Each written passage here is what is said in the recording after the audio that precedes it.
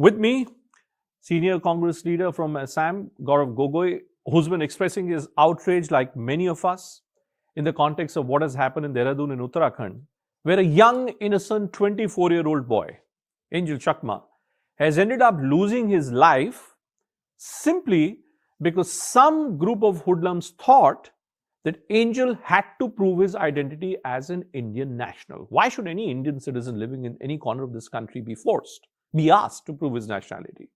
Thanks so much, Gaurav, for joining us on this very sensitive subject. The reason why I wanted to have a chat with you is because I saw a very cryptic tweet of yours where you simply said, "I'm an Indian." What does this incident really mean to you? How do you look at this incident, Gaurav, firstly? Well, this incident is extremely tragic. And I think Angel that day would have simply walked away from all those taunts and insults that he was facing. But he chose to stand his ground and assert himself and again voice his Indianness loudly and proudly. And unfortunately, he had to pay the ultimate price for that. And I think what he did resonates with all of us, that people from the Northeast are going to assert themselves. We're going to call out our Indianness, and we will not shy away from taunts. And it's a reality that all of us in the Northeast who live in other parts of our country have to face. And it's just not me. I think everyone in the Northeast feels the same. They are so outraged that this has happened in 2026 of all the years, that everybody feels the need to just shout and vent that, listen, stop calling us Chinese. How much, Gaurav, if I was to look at it slightly differently, look at the statements which have been made by the likes of Home Minister Amit Shah, who whenever he travels the length and breadth of the Northeast or in states like West Bengal, there is always this whole thing about ghuspaitiye. Bahar wala kaun hai? Who is a real Indian? Who should be allowed to stay in India? Do you think somewhere is this entire narrative of who really is an Indian, how you look, forget the passport or Aadhaar card business, how you look, where you come from, do you think it is emboldening a broad section of people who otherwise are pure hooligans to indulge in these kind of activities, in these kind of instances, and other law enforcement agencies simply looking the other way? Because the whole buzz is around who's an Indian, which the central government is trying to propagate. Well, when you say who is an Indian and what does India represent, I think the person who's really driving this mindset is not Home Minister Amit Shah, but Prime Minister Narendra Modi. And I think when they talk about one India, it often points to one identity. And in that identity, I think the Northeast and many parts of Indian identity are excluded. And I think that's where the exclusion happens. When you talk of one India, one language, one religion, I think it just excludes many religions which are part of India, many tribes who have their own identity as apart from being just a Hindu. I think this othering, that only one set of characteristics means Indianness and everything else that falls outside that bracket is the other. I think one needs to be careful when we talk about one India without talking about the diversities in terms of our facial features, in terms of our languages, eating habits. All of that makes up India. Our composite culture makes up India.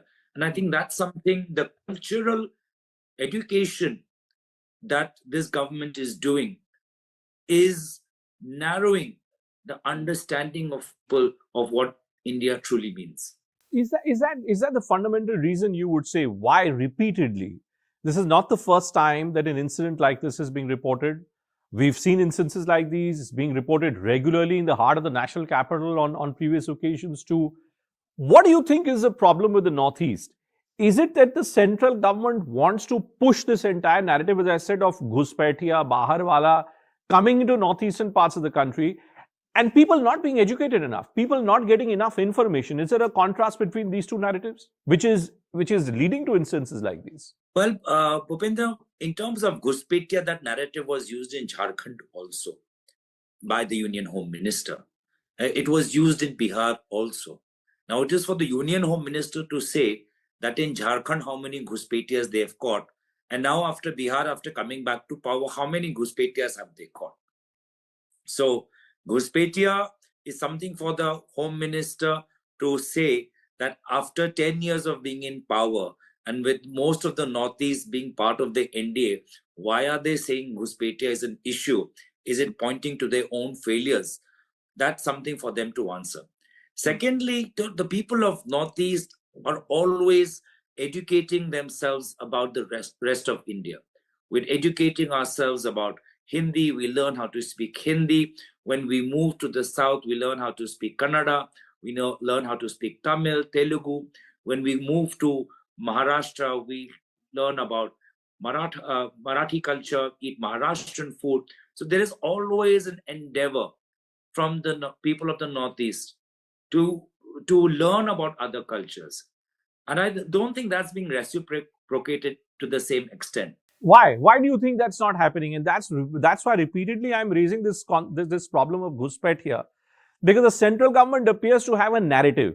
Whether it's the chief minister of your state in Assam or the central authorities, I always find that when it comes to the northeastern states, the word which is being used is that this is the territory which is being dominated by Ghuspetias. Is that the reason why educational awareness of the rest of the country about northeastern states is not happening?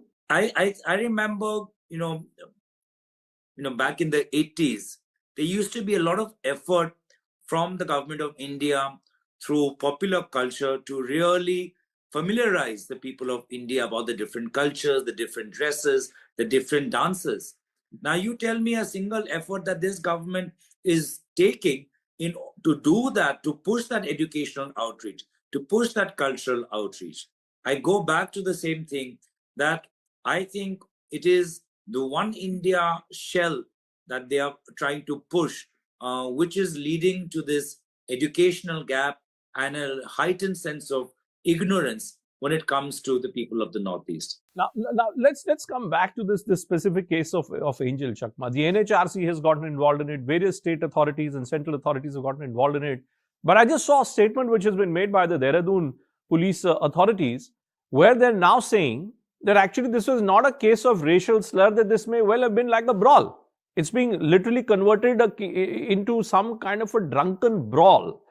Do you think this is nothing else but a cover-up exercise which is being indulged in? I mean, I think it's a very tone-deaf statement. As I said, that Angel could have chosen to walk away from someone who's drunk and hurling, abuses and insults. But when you call a person from the Northeast Chinese, I think that really cuts to the bone and really makes an impact that makes it very hard to walk away from. I think, that's a feeling that the rest of India would just not know how it feels to be called a foreigner in your own country. So where do you belong then? You've come out from the Northeast in search of better educational opportunities. You're assimilating, you're being a good citizen in whichever state you're going. You're being a law-abiding citizen.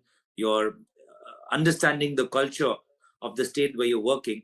And here's all this effort that you're taking, and it's just being reciprocated by this kind of ignorance. And I think that's why, it just really cuts to the bone. And therefore, I feel that, being called, calling someone Chinese, calling someone Indian Chinese, I think the level of punishment for it needs to be higher. It needs to be taken into the same category of words that you have the National Commission for Scheduled Castes or the National Commission for Scheduled Tribes. And for certain slurs, there's a higher bar, there's a higher standard of punishment. And I think this should be looked at by the Law Commission and by the different national commissions.